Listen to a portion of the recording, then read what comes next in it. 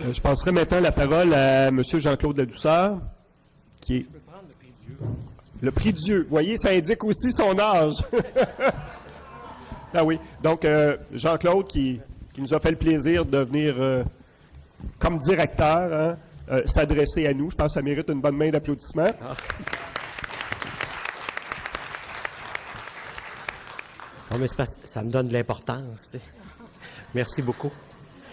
Monsieur Norbert Morin, adjoint parlementaire et député de Côte-Sud.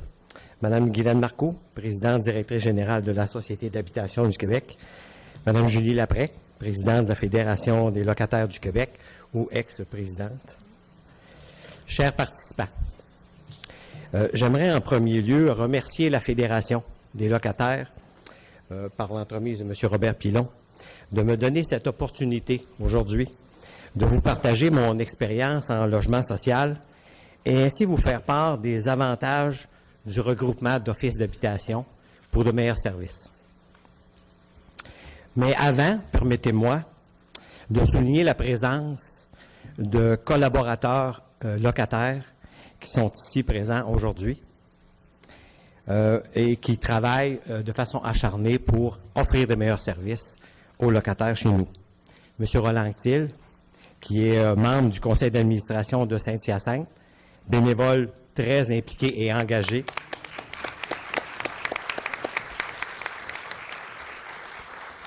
Il est également nouvellement élu au conseil d'administration provisoire du nouvel office qui va être regroupé. Madame Françoise Savoie, qui est membre du conseil d'administration de l'Office d'habitation de Saint-Hyacinthe. Elle vient d'être élue présidente du nouveau CCR, Comité consultatif des résidents, du nouveau regroupement des offices d'habitation. Finalement, Mme Kathleen Descoteaux, vice-présidente de l'Association des locataires de l'Office d'habitation de Saint-Hyacinthe.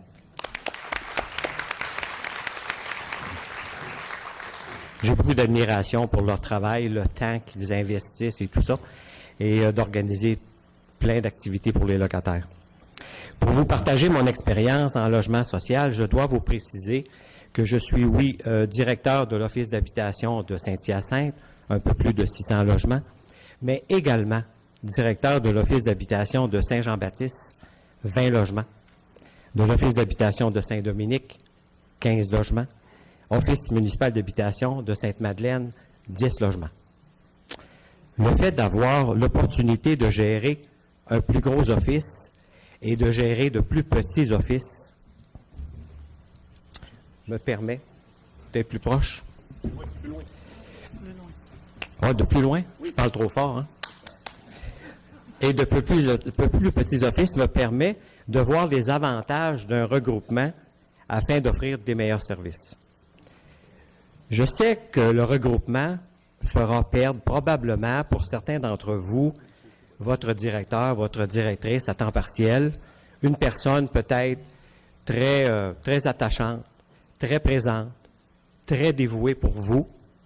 Oui, ça peut arriver, puis il y en a certainement beaucoup, mais ce n'est pas la majorité des cas. Quand j'ai pris la gestion de l'Office d'habitation de Saint-Dominique, il y avait 2 logements de libre. Personne sur la liste d'attente. Après une publicité dans la municipalité, aucune demande de logement. Fait que sur 15 logements, il y en avait 2 qui étaient libres depuis plusieurs mois.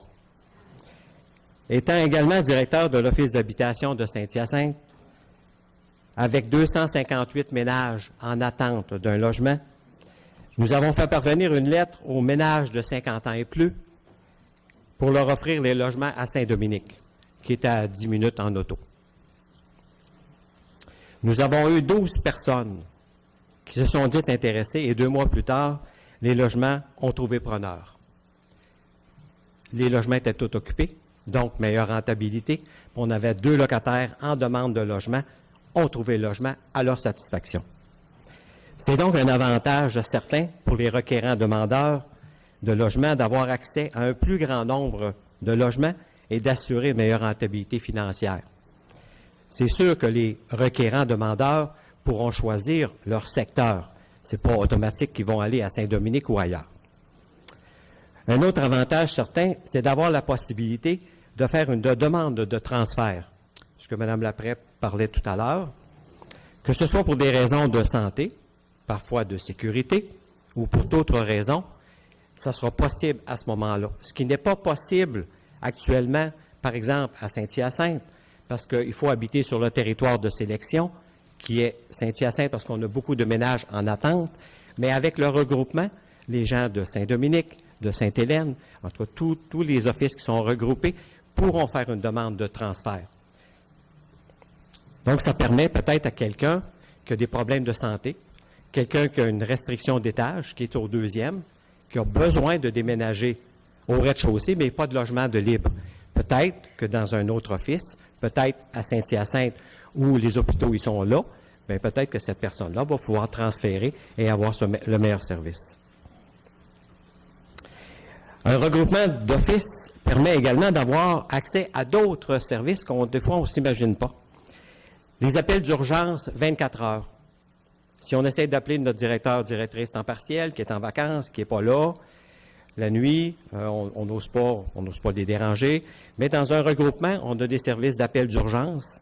On peut appeler à toute heure, toute journée. Il y a quelqu'un qui répond. On a un préposé à l'entretien sur appel, vous rappelle personnellement pour savoir quel est le problème. Est-ce que ça peut attendre à demain? Non, tout de suite, quelqu'un va arriver et on va régler le problème. Également, avec une plus grosse équipe, oui, vous avez un préposé à l'entretien chez vous, un concierge. Il est précieux. On veut les garder proches des petits offices. D'ailleurs, c'est tout à notre avantage, parce que si on a besoin d'intervenir rapidement, on peut l'appeler, il est l'autre bord de la rue, il va intervenir. Mais parfois, ils sont limités dans les compétences, c'est bien sûr, et je le suis limité dans mes compétences. C'est pour ça qu'on a toute une équipe. Donc, toute une expertise au niveau des préposés à l'entretien qu'on peut développer dans un plus gros office. Je vous fais une petite anecdote. Une dame, Sainte-Madeleine, l'office de Sainte-Madeleine, 10 logements, qui nous appelle et nous dit « J'ai des amis dans ma salle de bain. » Je dis « Vous êtes chanceuse d'avoir des amis? » Mais elle dit « C'est peut-être pas les amis que vous aimeriez chez vous. » Elle avait plein de fourmis. Puis plein de fourmis, là. C'était beaucoup, là. Mais à l'office d'habitation de Saint-Hyacinthe, on a quelqu'un qui est certifié comme exterminateur. Fait que j'ai pu immédiatement lui demander d'intervenir et de se rendre à Sainte-Madeleine. Sinon, il aurait fallu appeler un exterminateur qui n'est pas nécessairement disponible la journée même, le lendemain, pendant la semaine. Ça peut prendre quelques jours. Les coûts sont aussi plus élevés. On a intervenu immédiatement, on a réglé la situation et la locataire était très contente. C'est l'avantage d'avoir cette expertise-là.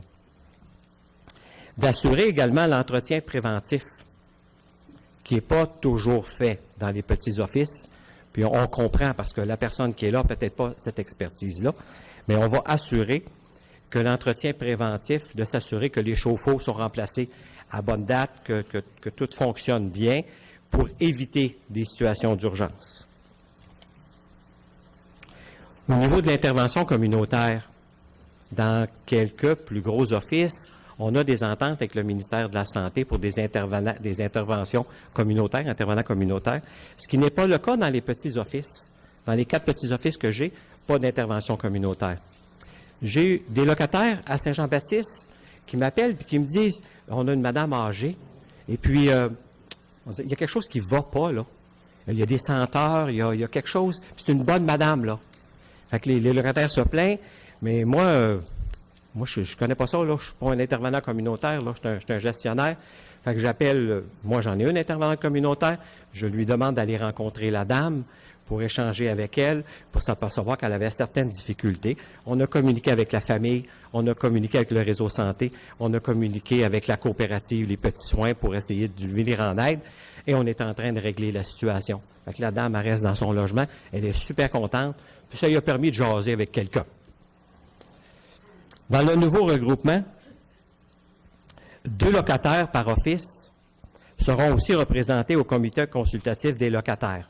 C'est un gros avantage également, parce que les petits offices, là, il ne faut pas penser non plus qu'ils vont être mangés par le gros, là. C'est pas ça l'intention.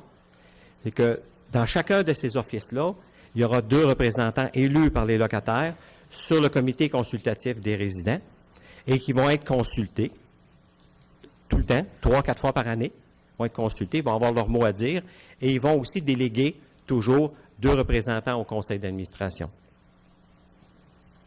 Nous sommes donc convaincus que le processus de regroupement nous amènera à offrir de meilleurs services aux locataires. Merci beaucoup.